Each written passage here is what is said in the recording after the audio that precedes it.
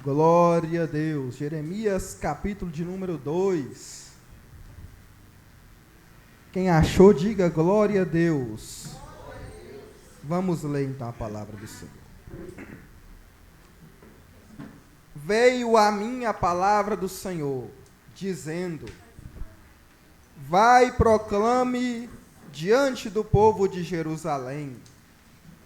Assim diz o Senhor: lembro de você, meu povo, da sua afeição quando era jovem, do seu amor quando noiva, e de como você me seguia no deserto, numa terra que não é semeada. Israel era consagrado ao Senhor, e as primícias da sua colheita, todos os que o devoraram se faziam culpados. O mal vinha sobre eles, diz o Senhor. Escutem a palavra do Senhor, ó casa de Jacó, e todas as famílias da casa de Israel. Assim diz o Senhor: que injustiça os pais de vocês acharam em mim, para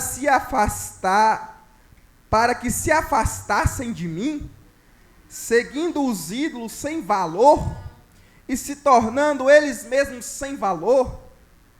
Eles não perguntaram: onde está o Senhor, o que nos tirou da terra do Egito e nos guiou pelo deserto, por uma terra árida e cheia de covas, por uma terra de sequidão e sombras de morte, por uma terra em que ninguém passava, e na qual não morava ninguém.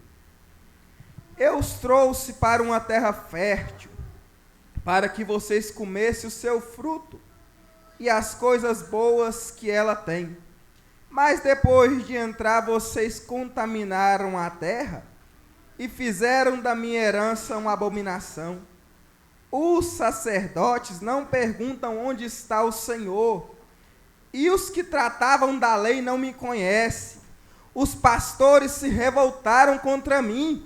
Os profetas profetizaram por Baal e andam atrás de coisas que não têm proveito algum. Amém? Pode se sentar. Pode desocupar suas mãos e louvar a Deus com as palmas bem alegres.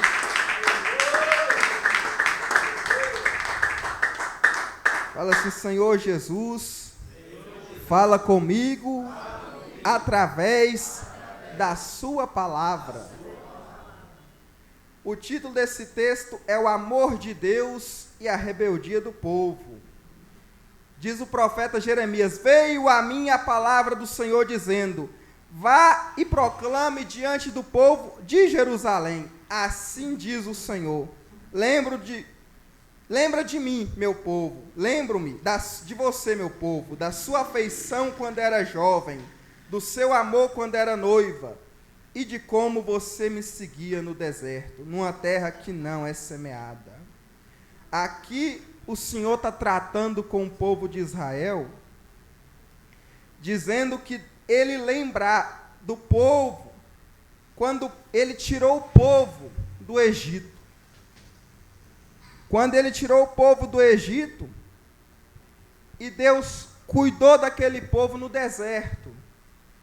Aqui Deus fala: lembro da sua afeição quando era jovem, do seu amor quando era noiva, e de como você me seguia no deserto.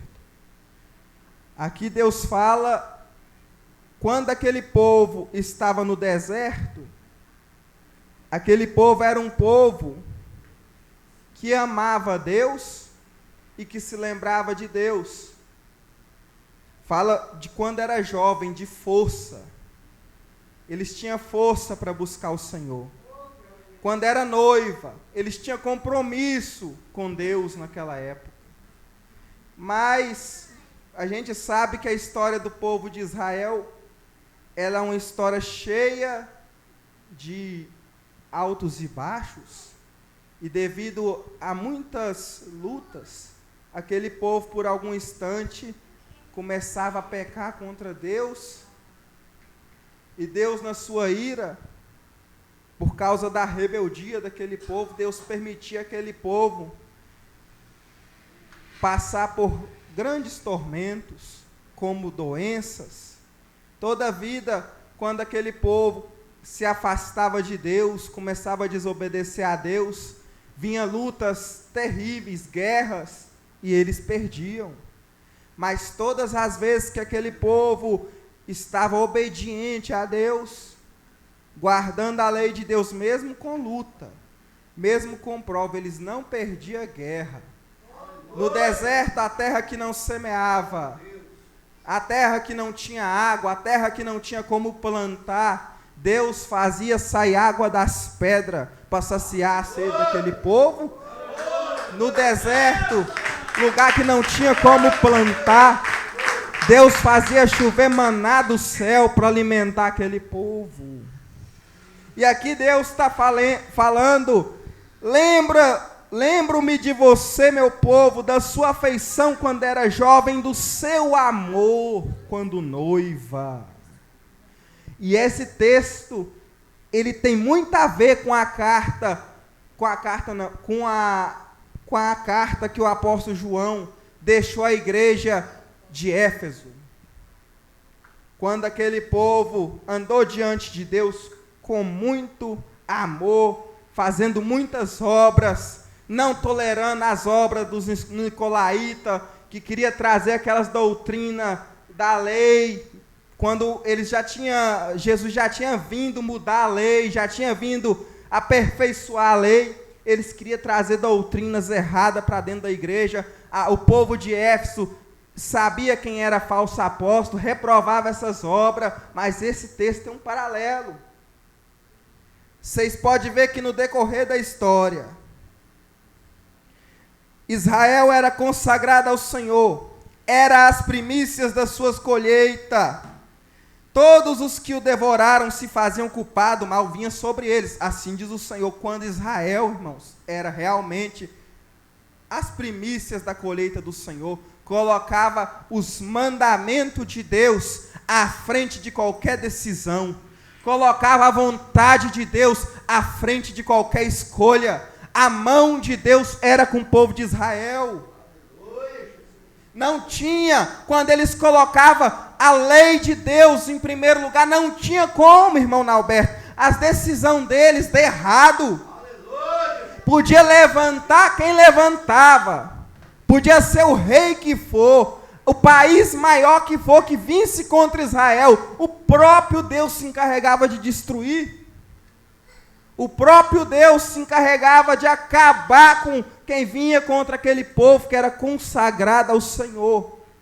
O problema de Israel é que parece que não queria enfrentar nenhum tipo de dificuldade. E quando enfrentava dificuldade, começava a murmurar, começava a procurar as idolatrias, os deuses pagãos, para ver se vivia em paz, só que só piorava.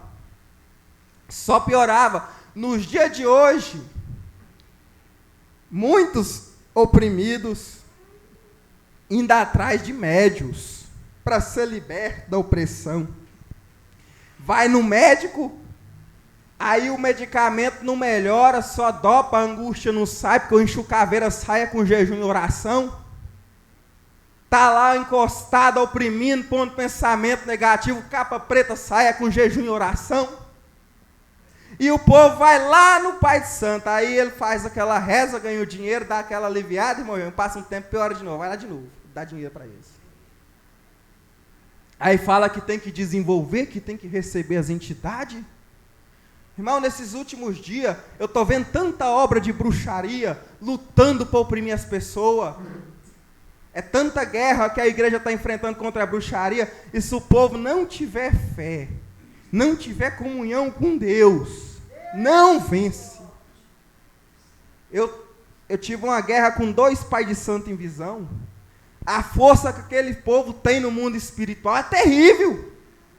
Se o crente estiver em pecado, se estiver lá em espírito, você não sai de lá não. Às vezes Deus nem permite para a pessoa não morrer. Quem tem dom de visão, é arrebatado em espírito, quem passa por ver essas coisas sabe do que eu estou falando. Talvez você pense que a sua doença que o médico não descobre, a sua depressão que você não sabe de onde vem. Talvez você pense pode ser realmente aquela luta que está causando lá no seu emprego, lá, aquela perseguição, o diabo mesmo. Porque o intuito dele é destruir você e te levar para o inferno. E o povo de Israel, irmãos, as guerras deles físicas, com Deus eles sempre venciam. Nossa guerra espiritual, com Deus nós vencemos também. Se nós for como as primícias de Deus, Deus em primeiro lugar.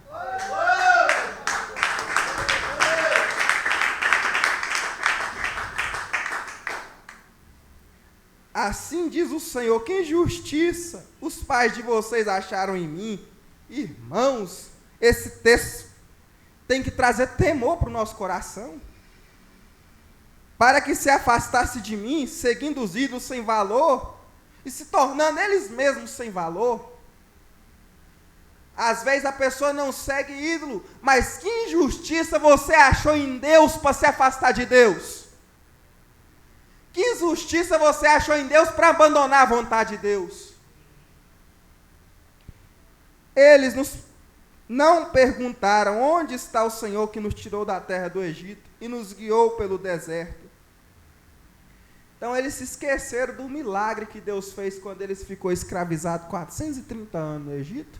Quando Deus arrancou eles, fazendo vários sinais naquele lugar, trazendo doença, trazendo praga de tudo quanto é espécie, para abençoar o povo dele e arrancar eles da mão daquele povo que não era povo de Deus, que era povo que adorava outros deuses.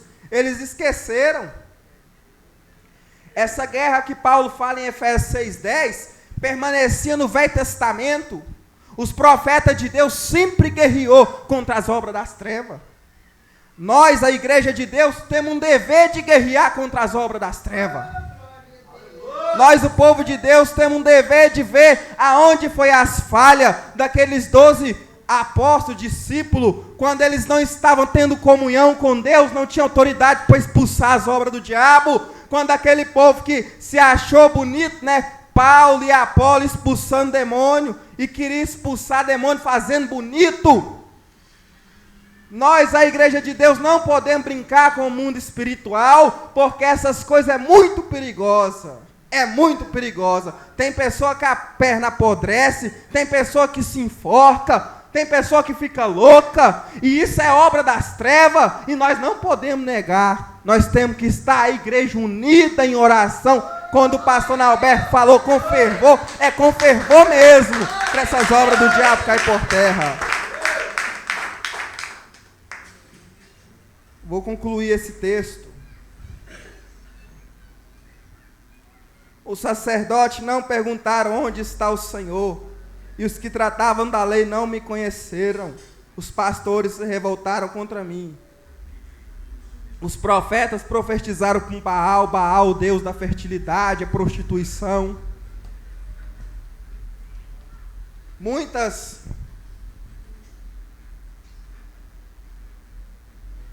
coisas pecaminosas, praticadas tanto pela parte do sacerdote, como dos profetas. Muitas coisas erradas. Quando o sacerdote, o profeta não entende a lei de Deus, a vontade de Deus, ele passa a ensinar ao povo coisas erradas. Ele passa a profetizar na vida do povo pelo espírito de engano. Mas o crente que conhece a lei de Deus, sabe o que é de Deus e o que não é. Qualquer profecia que é contra a vontade de Deus pela palavra, ela é diabólica. Ela é satânica. Agora vamos ao texto de Efésios capítulo 2.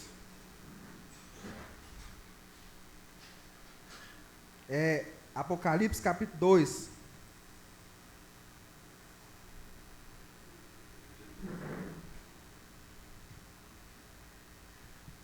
Ao anjo da igreja em Éfeso escreva: Estas coisas diz aquele que conserva na mão direita as 7 estrelas, e que anda no meio dos 7 candelabros de ouro. Aqui Jesus mostrando a sua glória. Diz aquele que conserva na mão direita as 7 estrelas, que simboliza as 7 igrejas da Ásia, e que anda no meio dos 7 candelabros de ouro. Conheço as suas obras,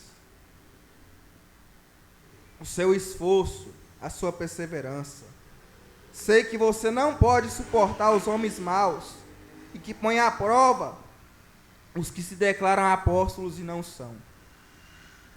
E descobriu que são mentirosos. Você tem perseverança e suportou provas por causa do meu nome sem esmorecer. Tenho, porém, contra você o seguinte: você abandonou seu primeiro amor. Arrependa-se e volta à prática das primeiras obras. Agora, aquele texto lá, ele é claro. Lembro de quando você era as primícias. Lembro de quando você era noiva.